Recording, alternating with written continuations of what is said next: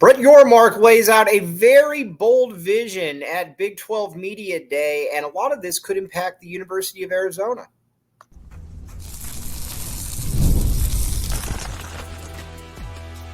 You are Locked On Wildcats, your daily podcast on the Arizona Wildcats.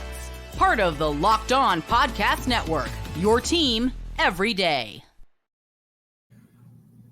Welcome into Locked On Wildcats. I'm Mike Luke. Thank you for making us your first listen of the day. Today's show is brought to you by FanDuel. All right, you know the drill with FanDuel. FanDuel.com, all kinds of really good stuff. This is we're one-stop shop for all things sports betting, and again, all kinds of good stuff. Right now, hop in FanDuel.com. All right, now, Brett Yormark speaks at Big 12 Media Day, and there was a lot to take away from what he said. First and foremost, when you watch this man for 5 seconds, you can tell that he has a vision that Arizona fans will not be used to seeing. And what I mean by that is this is a man that gets it, period, point blank. He just gets it. He goes up there on Big 12 Media Day, and he talks about all the things that he's done now and what he's looking for. Now, we were in the Pac-12, we were used to having beta commissioners where you would have a Larry Scott or a George Kliavkoff that would tentatively go up there and talk about a really good media deal right around the corner or something that just was not going to occur, and you knew that it was not going to occur.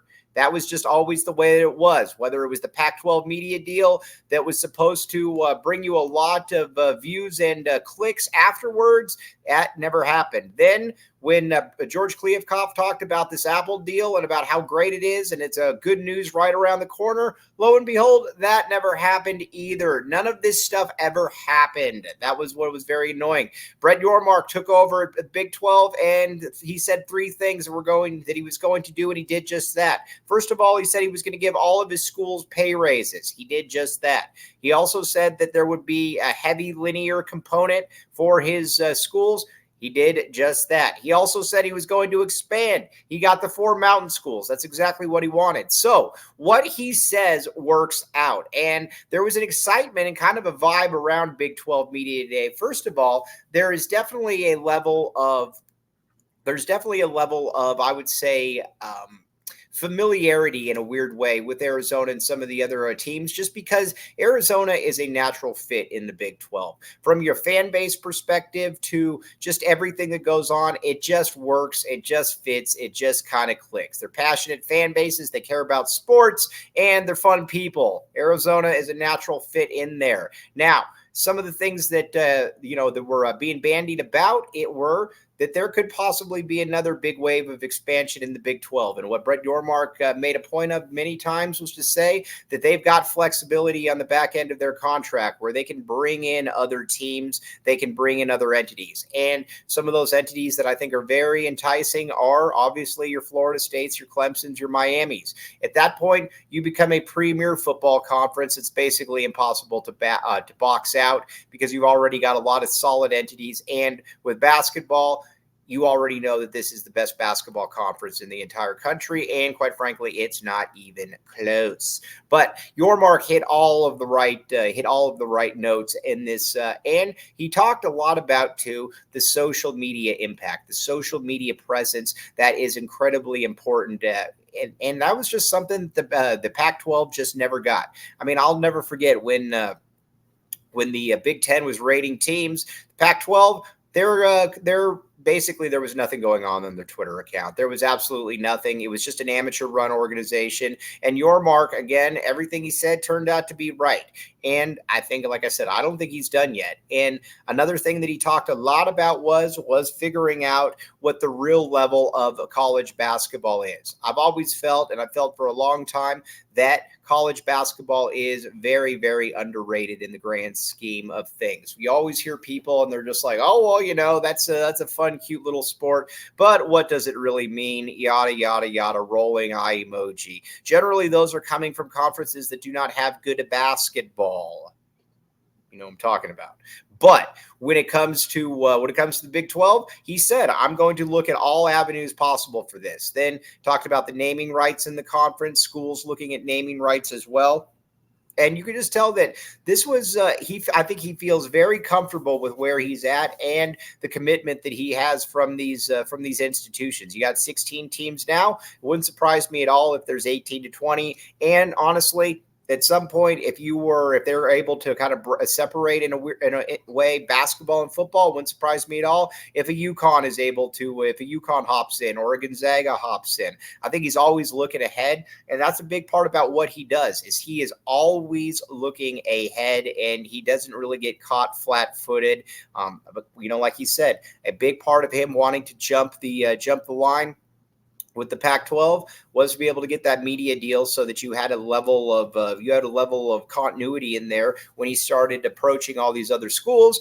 And when Arizona State, Colorado, and Utah needed a golden parachute, the Big 12 was right there to allow that to occur. So he certainly has a very unique vision, and it's a very cool vision to see. Now, when he's talking about Arizona, and we got an exclusive with him, and he said that, listen, he said, when he was going through everything, trying to figure out Arizona, figuring out, what really made Arizona tick, he said, I could just tell very early on that this was a passionate fan base that had a natural fit here. And obviously, we really value basketball in this conference, and bringing in a program like Arizona is just a massive, massive hit for everybody involved. I think that's something that obviously goes without saying.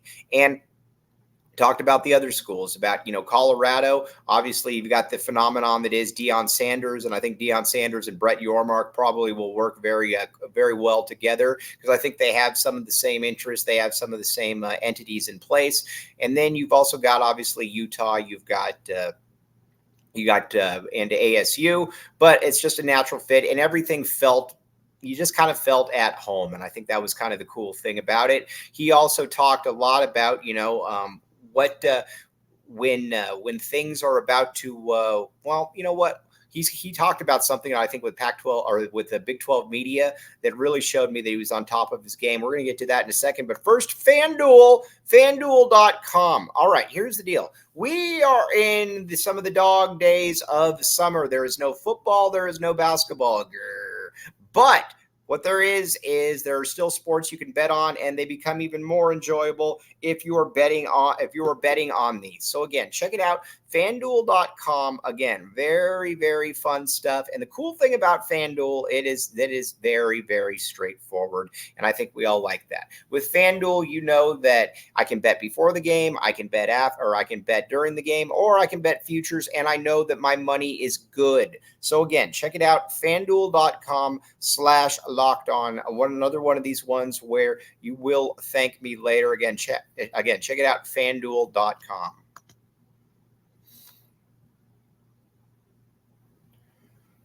Thanks for keeping it locked on Wildcats and making this your first listen of the day. I am your host, Mike Luke. All right, now the next thing that Brett Yormark talked about that I think was massive in all of this was being able to get the right, being able to know that, when this TV deal is up, you've got to be in the strongest negotiating pattern in 2030. And that's what he's looking for. And it's pretty easy to see this template. He wants to maintain the basketball superiority. He wants to be able to maintain, you've got Arizona, you got Baylor, you've got Kansas, you've got Houston, you've got, Iowa State at this point. And I think he's always going to look to expand. I think he's always going to be looking at a UConn or a Gonzaga, et cetera, et cetera. But I don't think that he is content there, because, again, when it comes to college basketball, you still own you still own all of March. And that is something that is huge. And then from December through March, all those Tuesday, Wednesday, Thursday, Friday games, those are all college basketball. So this idea, again, that it's kind of this, kind of put up with it, that's all crap. That's not true. And he understands that. So it wouldn't surprise me at all with that. And like I said, I think that the next thing that he's really looking at is I think he wants this conference to be fully ready if and when Florida State, Miami, and Clemson, and or any combination of those are ready to go. And then I think he would swoop them up in a second, just like he did with the Corner 4 schools, which brings me to another point as well. Listen, nobody thinks, and I think so many people get caught up in this AAU accreditation. Nobody thinks of a school as being better or worse because of the conference that it's in. Arizona academics is not viewed any differently, whether it is in the Pac-12 or whether it is in the Big 12, period. There is no difference. And I think people need to kind of understand that. And I think that's a point that's lost on some. Nobody looks at it and they're like, oh man, I thought Arizona was a good school. No, they're in the Big 12. No, Arizona is the exact same school, as is ASU, as is Colorado, Utah. That was such kind of a hoity-toity type of, I think, feel from people, at Cal, at Stanford, places where you've got administrations that I think we can be honest, quite frankly, just don't like sports. They put up with the idea of sports, but they don't really like sports. In the Big 12, they like sports. And again, these are solid, these are fine academic institutions. It's not like these are, they're not Harvard, I get it, but neither are half the programs that are in the Big 10 either. And we hear about what a great academic conference the Big 10 is.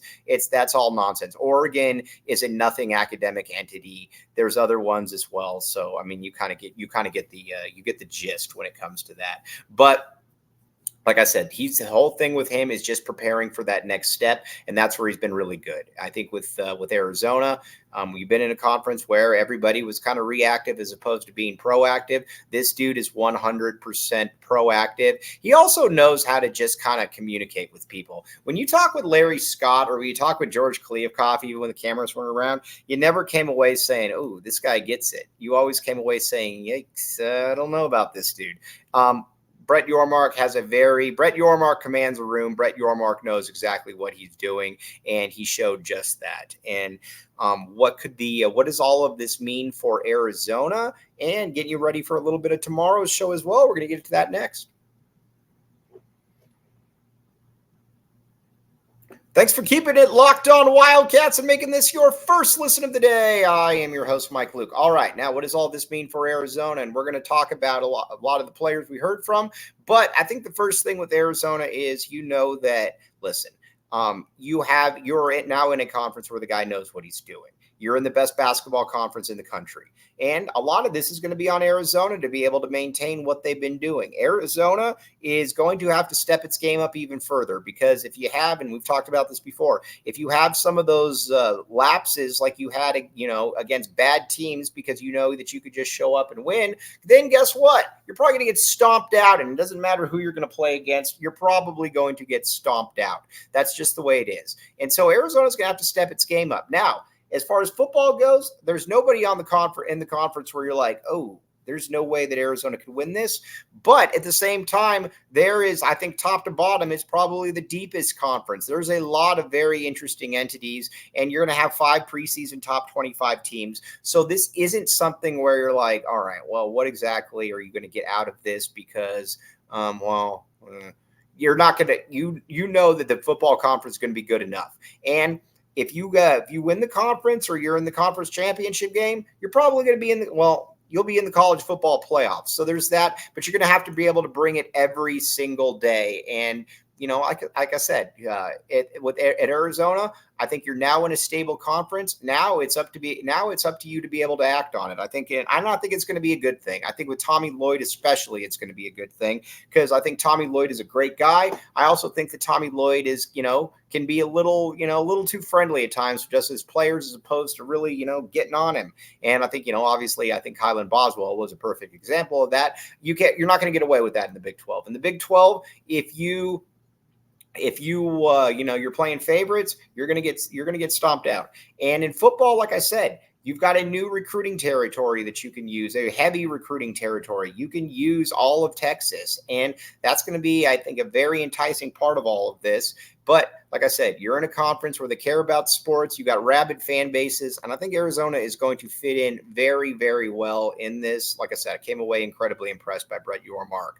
Now, tomorrow, we're going to talk about Arizona, what exactly they said, who said what at Big 12 Media Day. You had Noah Fafita, you had T-Mac, you had Jacob Manu, you had Gunnar Maldonado, and you had Brent Brennan. and they all kind of had good things to say. A very close bond that I think all of these players had, and it was something very cool to see. But like I said, it just kind of felt like home. It felt natural, and it's going to be a lot of fun to break all of that down. But as always, very much appreciate you all making Locked On Wildcats your first listen of the day. I'm your host, Mike Luke. We will be back with you tomorrow.